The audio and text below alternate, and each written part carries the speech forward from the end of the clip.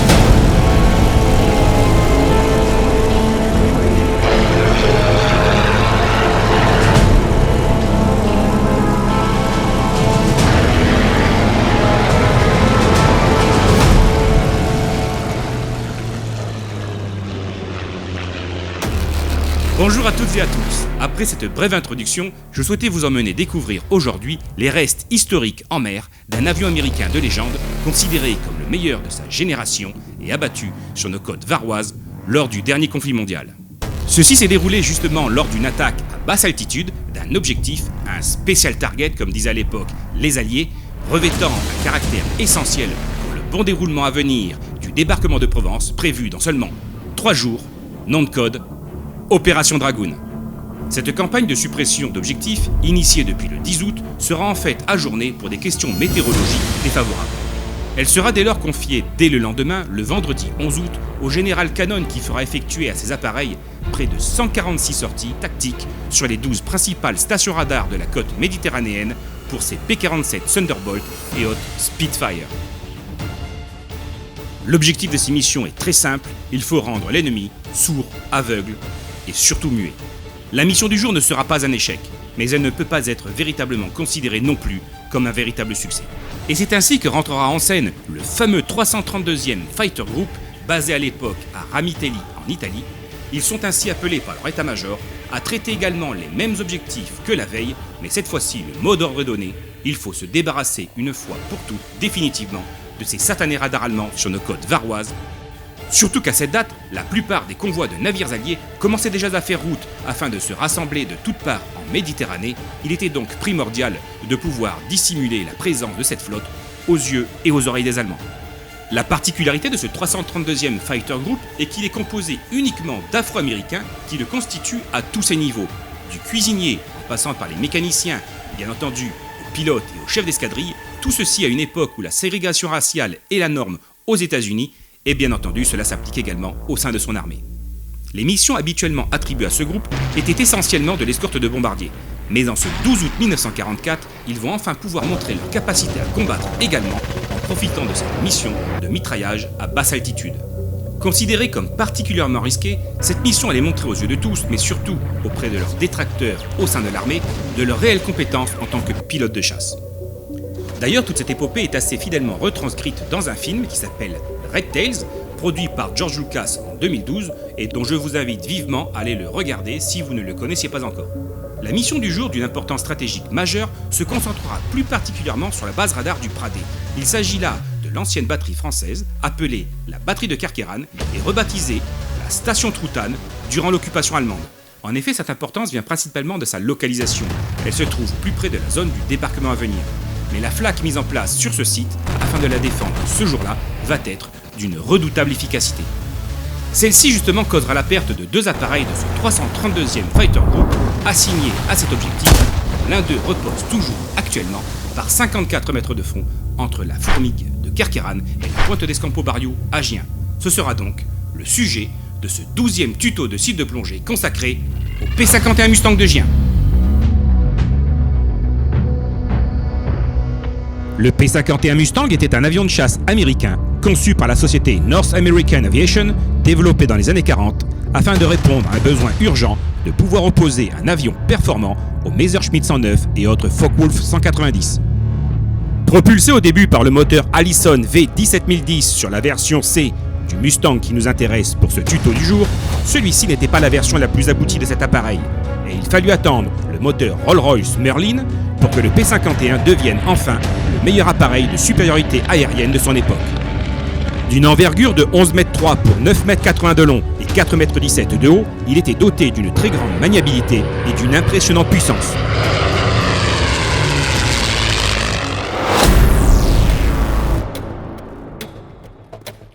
En cette belle matinée ensoleillée du 12 août 1944, la compagnie allemande de la Luftwaffe, de la station radar Truthahn, pense ses plaies de l'attaque alliée qu'elle vient de subir la veille.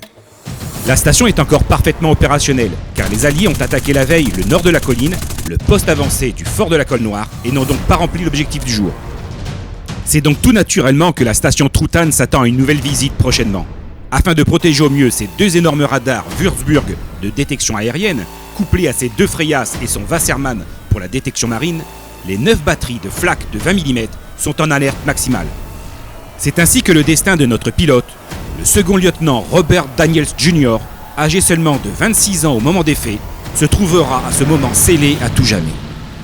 Fraîchement sorti de la promotion 43K de l'université expérimentale des pilotes d'origine uniquement afro-américaine de Tuskegee, en Alabama, Robert Daniels rejoint son affectation à Ramitelli au sein du 301e Fighter Squadron, où celui-ci devra y faire ses preuves au cours des futures missions à venir pour y obtenir par la suite le droit de posséder son propre appareil, qu'il sera seulement à ce moment autorisé à personnaliser avec le fameux Nose Art, si cher à la tradition des pilotes de l'époque. Certaines d'ailleurs pouvaient être de véritables œuvres d'art, comme pour les légendaires pin-up arborant le nez des bombardiers, réalisés par des artistes connus, ou dessinateurs comme Walt Disney pour n'en citer qu'un, mais cela pouvait être également une simple citation, quoi qu'il en soit, ceci était laissé au choix et au goût du pilote. Ainsi, pour ses premières missions au sein de l'unité, Robert Daniels décollera ce jour avec un spare, c'est-à-dire un appareil destiné aux jeunes recrues, prévu au remplacement des titulaires momentanément indisponibles pour des raisons mécaniques ou de santé. Et lancé dans une formation de plus d'une soixantaine de P-51 Mustang, livrés à l'armée américaine en juillet dernier, c'est à bord de ce magnifique appareil, le fleuron de sa génération, que les 4 squadrons du 332e Fighter Group des Red Tails partent sur l'objectif qui leur sont assignés. Au sein du 301e Fighter Squadron, Robert Daniels Jr. a pour objectif la destruction de ces fameux radars de la station Truthahn avec son ailier, le second lieutenant Alexander Jefferson. Le groupe d'attaque dont ils font partie ne se doute pas encore à cet instant de l'accueil que leur réservent les Allemands. La flak de 20 mm Oerlikon crible d'impact nos 2 avions lors de l'attaque de l'objectif. Touchés tous les deux sur les 4 appareils engagés sur ce raid, Alexander Jefferson, pour éviter de se cracher avec son Mustang, baptisé Margot, tentera une manœuvre désespérée sans aucune visibilité dans un cockpit en proie aux flammes et couvert d'une moteur. Celle-ci lui permettra en l'espace de quelques secondes et élancée à plus de 600 km/h d'effectuer une magnifique chandelle qui lui permettra d'ouvrir sa verrière de façon à se laisser tomber de son appareil et de pouvoir atterrir en parachute dans un arbre quasiment sur la batterie qui venait de l'abattre à l'instant même.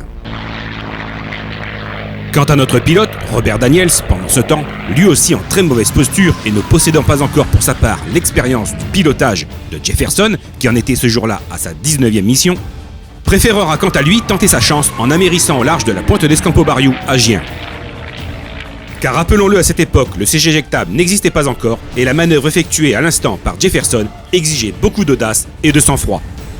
Concernant ce sujet, les 2 hommes avaient d'ailleurs abordé ensemble l'éventualité de cette question juste avant leur départ pour la mission. Robert Daniels avait évoqué ses grandes craintes quant à exécuter cette manœuvre risquée et semblait préférer celle de l'option de l'amérissage. Justement, pour nous plongeurs, nous ne pouvons que le féliciter pour son choix, qui, soit dit en passant, s'est déroulé sans encombre, car cela nous offre de nos jours l'un des seuls vestiges de ces attaques encore visibles de ce patrimoine historique, doublé d'une magnifique épave à visiter. Au final, ces attaques comprises entre le 12 et le 15 août, pour ces missions préparatoires au bon succès du débarquement de Provence à venir, coûtèrent au 332e Fighter Group pas moins de 8 appareils abattus lors des attaques de ces stations radars. Gardez cela en tête en mémoire des sacrifices consentis par ces pilotes pour nous libérer de l'oppression lors de votre future visite de ce site chargé d'histoire. Allez, fin de la partie historique de ce tuto, elle est assez conséquente, je vous l'accorde. Désormais, place à la partie plongée, et pour cela, je vous emmène découvrir cette épave dans la structure de Christophe de Six au niveau de la Madrague de Gien, afin de découvrir ensemble cette magnifique épave du Mustang. Allez, c'est parti!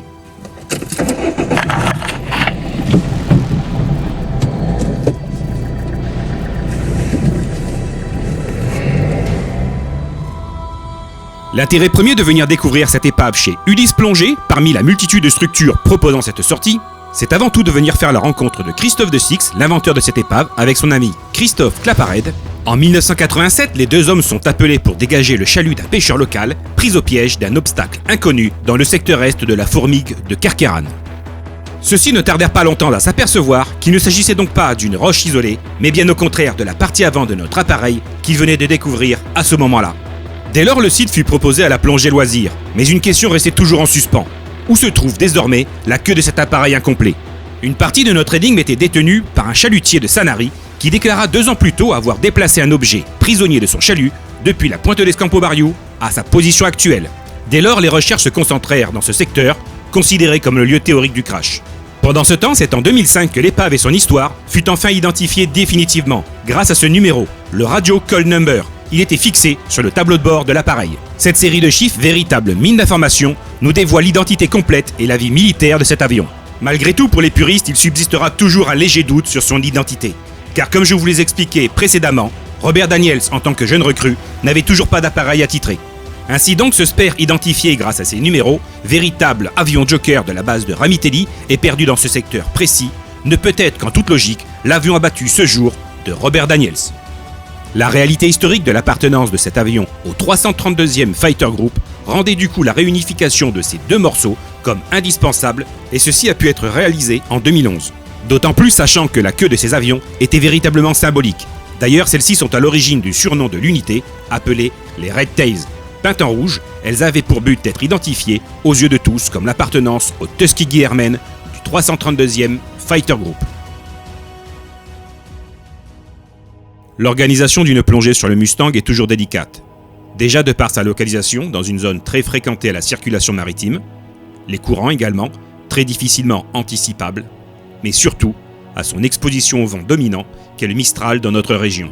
Ainsi, comme nous pouvons le conseiller à chaque fois dans ce type de tuto, vérifiez bien votre météo la veille. Vous devrez également bien évidemment être certifié plongeur autonome car la profondeur est de 54 mètres. Possédez également de préférence une déco pour faire vos paliers de décompression. Généralement, pour ce type de plongée en structure, votre temps fond sera environ de 9 minutes pour éviter de rentrer d'une façon trop importante dans la zone de palier. Si toutefois vous aviez la chance de pouvoir réaliser celle-ci en hors structure, 15 minutes de temps fond à l'air est un maximum à planifier, car ce petit dépassement afin de profiter de la magie des lieux vous sera sanctionné bien entendu par plus de 20 minutes de palier. Afin de réaliser cette plongée en toute sécurité, nous insistons sur la présence de déco ainsi que de moyens d'oxygénothérapie à bord. La visibilité sur l'épave est très aléatoire et difficilement anticipable, de par sa localisation sur un fond sablo-vaseux, mais surtout de par votre stabilisation qui doit être ici parfaitement maîtrisée, sous peine d'évoluer très rapidement dans un brouillard de particules, vous gâchant ainsi toute la beauté de cette plongée. Afin de profiter pleinement du site, 2 à 3 plongeurs en simultané sur cette petite épave sont un maximum à respecter. Malheureusement, en dehors du Mustang, l'endroit ne représente aucun intérêt aux alentours. Malgré tout, le sujet est suffisamment photogénique pour pouvoir ravir les amateurs de photos ainsi que de vidéos. Le point fort esthétique de cette épave est sans conteste son hélice quadripale. Celle-ci est tordue et nous indique dès lors que celle-ci était en mouvement lors de l'impact avec la surface de l'eau. Malheureusement, celle-ci a perdu sa casserole à sa base, probablement lors du choc. Le moteur est également bien conservé et ses pipes d'échappement sont encore bien visibles. L'ensemble de cette structure offre d'ailleurs un terrain de jeu privilégié pour les murènes qui s'y faufilent. L'autre point fort visuel de l'épave est la présence de sa verrière fixe qui subsiste avec son vitrage épais. Par contre, concernant la verrière mobile, celle-ci a dû probablement disparaître lorsque Daniels a dû s'extirper de son habitacle.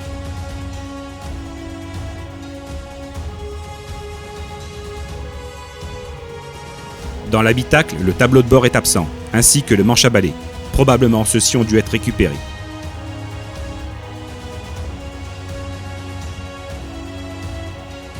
Par contre, au niveau du fauteuil du pilote, la bouteille d'oxygène est encore bien présente. Les ailes sont encore en bon état sur plus de leur moitié et possèdent encore leurs 4 mitrailleuses.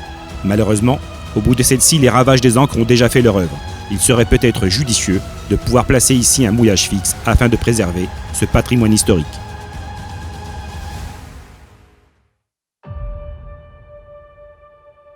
La cassure de l'appareil se localise directement derrière la cellule du pilote, ce qui dénote bien la nature d'un amérissage contrôlé.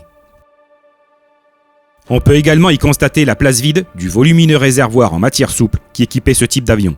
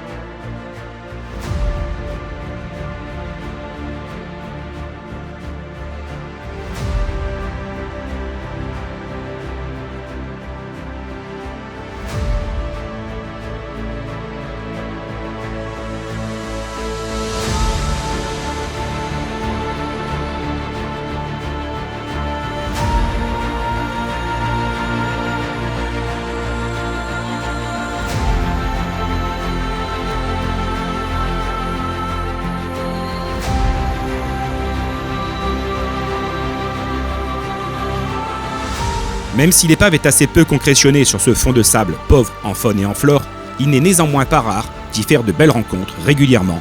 Entre les rougets, langoustes, chapons, murènes et parfois même les poissons-lunes, vous avez vraiment de quoi vous faire plaisir sur cette très belle épave.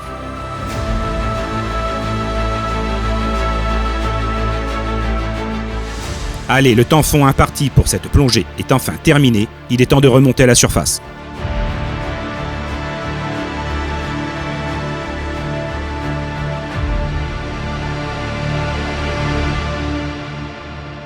Si cette plongée sur ce type d'avion de légende vous a plu, venez la visiter tant qu'il est encore temps. Néanmoins, sachez qu'il existe un deuxième Mustang sur nos côtes françaises, il se trouve en Corse, près de la ville d'Ajaccio.